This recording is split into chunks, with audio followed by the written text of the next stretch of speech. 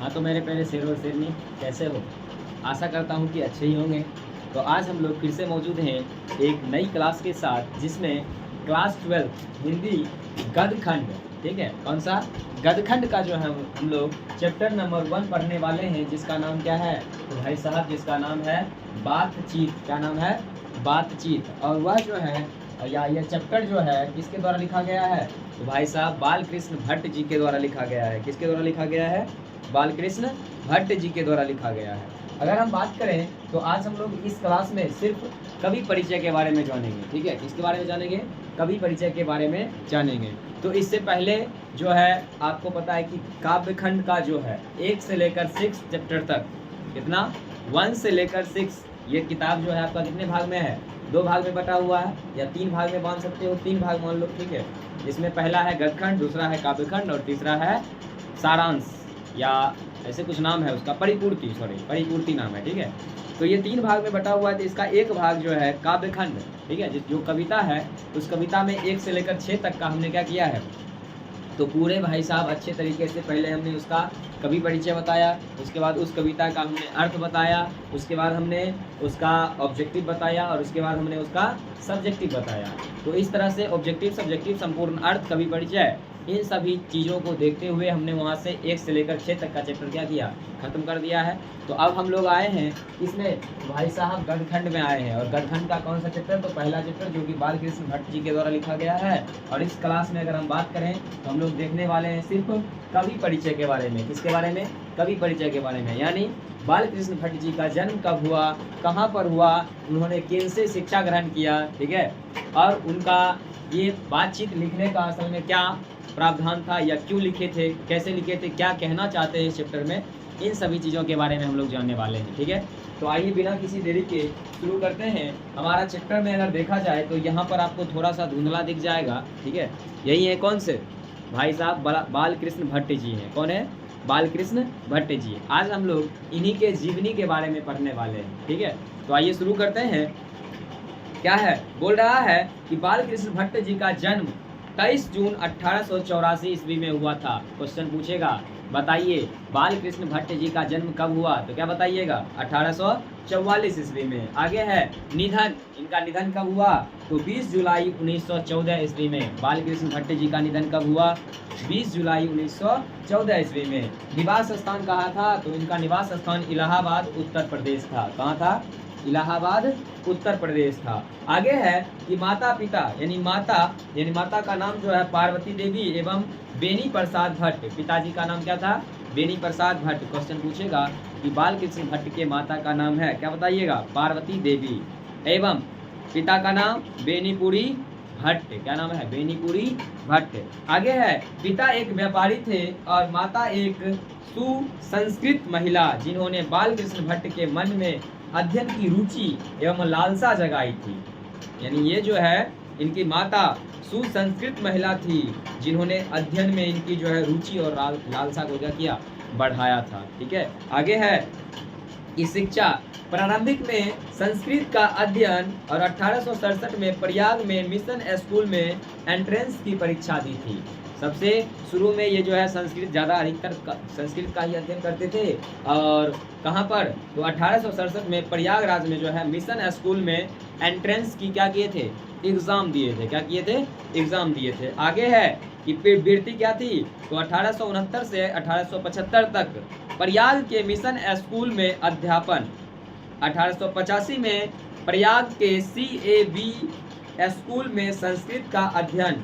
1858 में प्रयाग की कात्यस्थ पाठशाला इंटर कॉलेज के अध्यापन नियुक्ति, किंतु उग्र स्वभाव के कारण नौकरी छोड़नी पड़ी और उसके बाद वे लेखन कार्य पर निर्भर हो गए। मतलब इनका स्वभाव जो था ना, उग्र था। उग्र का मतलब क्या हुआ? तो भाई साहब बहुत जल्दी गुस्सा हो जाते थे। तो गुस्सा हो जाने के बाद क्या होता है, नौकरी में जो है अगर आपसे जो ऊपर लेवल का व्यक्ति है ना, अगर आपको वो व्यक्ति कोई काम करने के लिए कह देगा तो आपको वो करना पड़ेगा। लेकिन ये जो ना थोड़ा उग्र किस्म के थे, तो इनको जो है किसी के नीचे रहने का कोई शौक नहीं था, जिसके कारण क्या किए, इन्होंने अपने नौकरी को ही छोड़ दिया। और छोड़ने के बाद कविता, कहानी, नाटक या उपन्यास लिखने पर क्या किए? धीरे धीरे जोर देना शुरू किए। आगे है कि विशेष परिस्थितियां क्या थी? तो पिता के निंदो उपरांत पैतृक व्यापार संभालने के नाम पर गृह कलह का सामना, यानी जैसे ही इनके पिताजी का निधन हुआ तो घर को संभालने की जिम्मेदारी इनके ऊपर आ गई और पैतृक व्यापार संभालने, यानी पिताजी इनके जो काम करते थे उसी काम को संभालने के लिए जो घर में बहुत ज़्यादा लड़ाई होने लगा, गृह क्लेश होने लगा। पैतृक घर छोड़कर घोर आर्थिक संकट से जूझते हुए हिम्मत से काम लिया और साहित्य के प्रति समर्पित रहे। यानी वो घर छोड़ दिए और घर छोड़ने के बाद उन्होंने अपने हिम्मत से काम लिया और आगे जाकर क्या किए, तो गृह कला आगे जाकर साहित्य के प्रति यानी साहित्य लिखने में ही अपने पूरे जीवन को क्या किए, समर्पित कर दिए।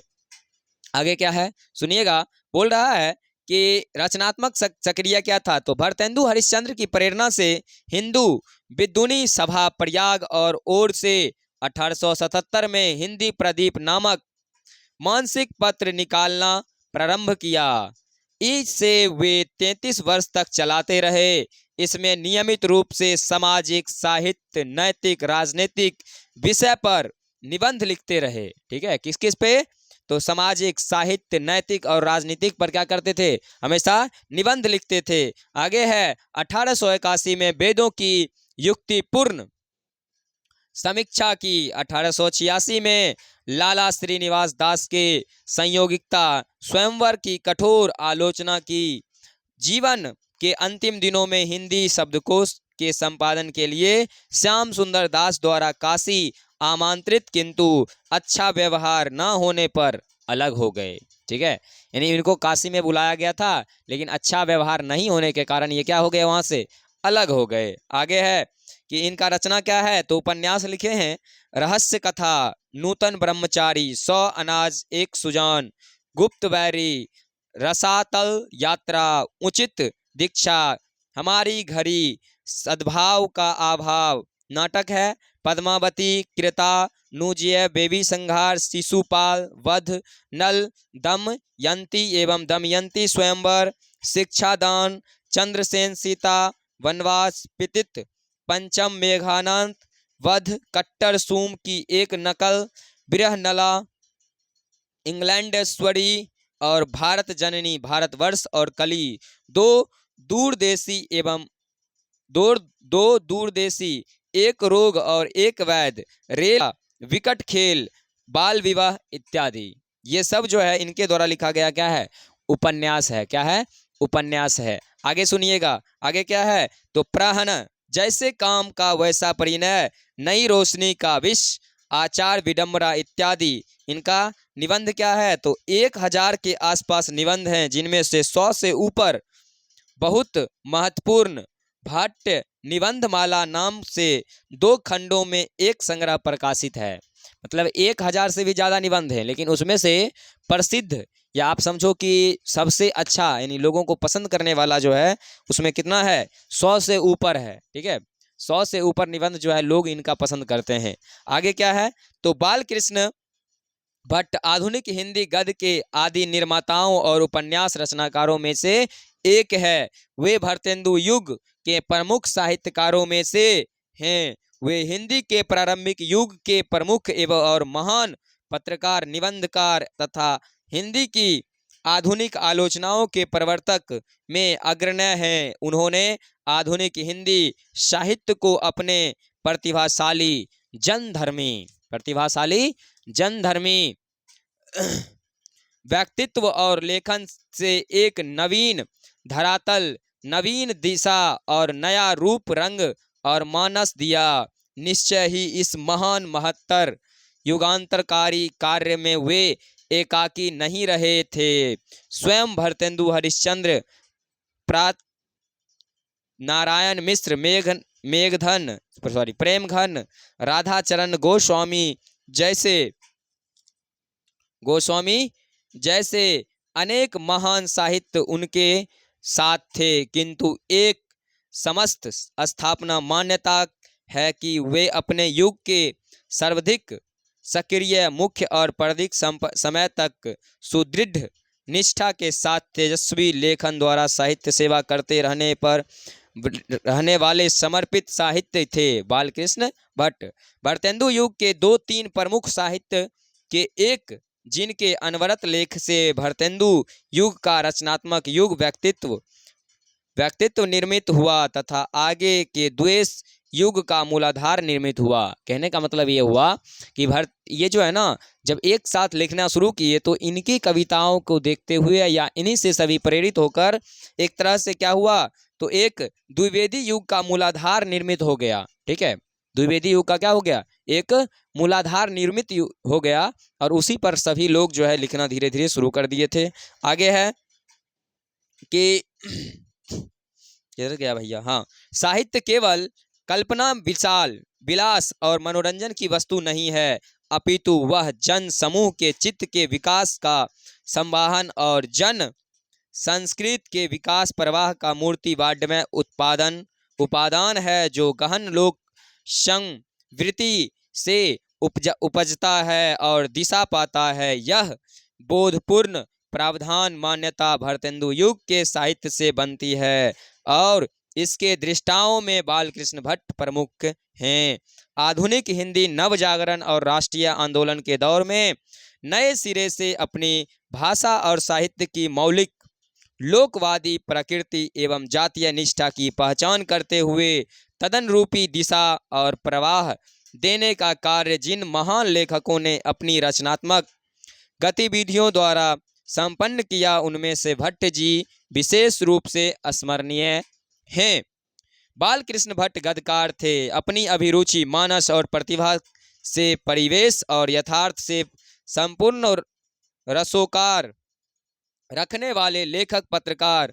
उनके गद्य की भाषा और कला की जड़ें भी परिवेश और यथार्थ में ही थी। लोक व्यवहार में बोलचाल, बातचीत और अभिव्यक्ति रुचि में मूर्ति भाषा और कला ही उनके गद्य का कलेवर बन जाती है। वह नव जागरण और स्वाधीनता संघर्ष के दौर था, जिसमें भीतरी और बाहरी स्वदेश और विदेशी शक्तियों से टकराव और संघर्ष ही जागरूक गद्य की लेखक की नियति थी। आगे है कि यह टकराव और संघर्ष भट्ट जी के लेखक के आंतरिक दिशाओं तेज और तेवर बनाकर उभरता है। भट्ट जी हिंदी प्रदीप में पूरे अंधेरे अनेक उपन्यास लिखे, नाटक का प्रसहन लिखे, किंतु निबंध ही वह अपनी विधा है जिसमें उनका अभिप्राय पूर्ण सौहार्द लेखन की पूरी शक्ति, सामर्थ्य और वैभव के साथ प्रकट हुआ है। सामायिक समस्याओं पर उन्होंने जमकर लिखा। बाल विवाह, स्त्री शिक्षा, महिला स्वतंत्रता, राज प्रजा, कृषकों की दुर्व्यवस्था, अंग्रेजी शिक्षा, सुशिक्षित में परिवर्तन, देश सेवा, अंधविश्वास आदि विषय पर उन्होंने खूब लिखा। विविध मनोभावों और भाषा साहित्य के विषय पर भी खुलकर लिखे। व्यक्तित्व व्यंजन, आत्म पर कलात्मक निबंध भी उन्होंने इतने लिखे कि उनके संख्या सैकड़ों में है। आचार्य राम शुक्ल ने निबंधकार के रूप में उन्हें अंग्रेजी साहित्य के एडिशन और स्टील की श्रेणी में रखा।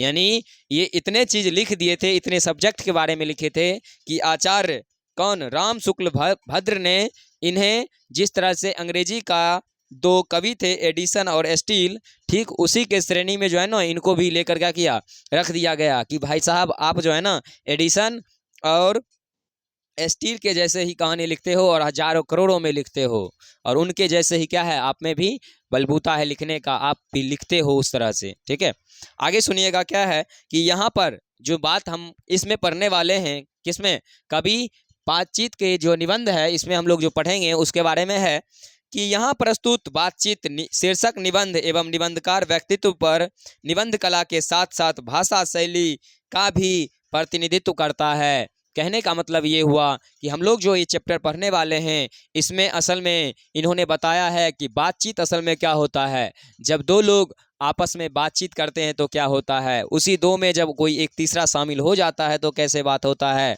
और तीन में जब एक और आ जाता है तो कैसे बात होता है। ठीक है, तो क्वेश्चन आपको यहीं से पूछेगा कि बातचीत कहाँ से है, तो यहाँ पर जो है प्रस्तुत बातचीत क्या है, एक प्रकार का भाई साहब यह निबंध है। क्या है, निबंध है, जिसमें पर वस्तुतः निबंध भट्ट जी के बारे में ऊपर कही गई बातों को सहज और पुष्टि और प्रमाणित करता है। जैसे कि इन्होंने ऊपर में कहा कि समाज शिक्षा, बाल विवाह, ठीक है, स्त्री शिक्षा, इन सभी चीज़ों के बारे में उन्होंने जैसे जैसे बात कहा वो सभी बात क्या है, सही है, नियमित है, ठीक है।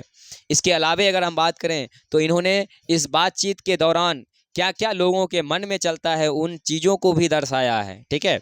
आगे सुनिएगा कि इनके बारे में कहते हैं रामविलास शर्मा, क्या कहते हैं कि उनकी वास्तविक प्रतिभा और अध्ययनशील विद्वान और तीक्ष्ण बुद्धि आलोचकों की है।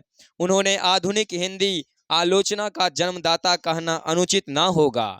इन्हें आधुनिक हिंदी के क्या कहा जाता है, जन्मदाता कहा जाता है। आगे है, उन्होंने धर्म और दर्शन को सामाजिक विकास की कसौटी पर कसकर बालकृष्ण भट्ट ने प्रगतिशील आलोचना की नींव डाली थी। क्वेश्चन पूछेगा, प्रगतिशील आलोचना की नींव किसने डाली थी? बालकृष्ण भट्ट ने। किसने डाली थी? बालकृष्ण भट्ट ने। ये बात कौन कहते हैं? तो ये कहते हैं रामविलास शर्मा जी, ठीक है। कौन कहते हैं? रामविलास शर्मा जी, ठीक है। तो भाई साहब इसमें जो है हमने आज के क्लास में क्या देखा, तो कवि बालकृष्ण भट्ट जी का जन्म के बारे में, कहाँ रहते थे, क्या करते थे, कैसे, ठीक है। उसके बाद हम लोग इसके जस्ट अगला क्लास में देखने वाले हैं इसके संपूर्ण भाषण को समझने वाले हैं, ठीक, सॉरी भाषण नहीं, ये एक प्रकार का क्या है, निबंध है। और भैया निबंध आपको पता ही है, ठीक है। कुछ विशेष प्रकार की पंक्तियों को आपको याद रखना है और आपको पूरा निबंध जो है समझ में आ जाएगा, कोई दिक्कत होने वाला नहीं है, क्योंकि उसको छांट छांट के जो है ना अलग किया जाएगा उसमें से। उसके बाद आपको 20 से 15 मिनट देना है क्लास में, पूरा का पूरा चैप्टर हमको लगता है समझ में आएगा। उसके बाद इसका ऑब्जेक्टिव कराएंगे, सब्जेक्टिव कराएंगे, तो आप खुद कहोगे कि नहीं सर जैसे बताए थे वैसे ही पूछा जा रहा है, पूरा निबंध पढ़ने की ज़रूरत नहीं है, क्योंकि निबंध को ही छोटा करना हम लोग का क्या है, काम है, ठीक है। क्योंकि आपको जितना छोटा सटीक दे सके उतना अच्छा आपके लिए रहेगा, क्योंकि आप एक सब्जेक्ट नहीं पढ़ते हो, ठीक है। अगर आप साइंस वाले हो तो आप क्या करोगे, केमिस्ट्री, बायोलॉजी, फिजिक्स, ठीक है, मैथ, इंग्लिश, उसके बाद हिंदी, है ना। और आर्ट वाले हिस्ट्री, ज्योग्राफी, ये सब पढ़ने के बाद जो है हिंदी लाता है। तो भाई साहब आप कहीं ज़्यादा उसमें समय दो ताकि उसमें अच्छा खासा नंबर बटोर सको, ठीक है।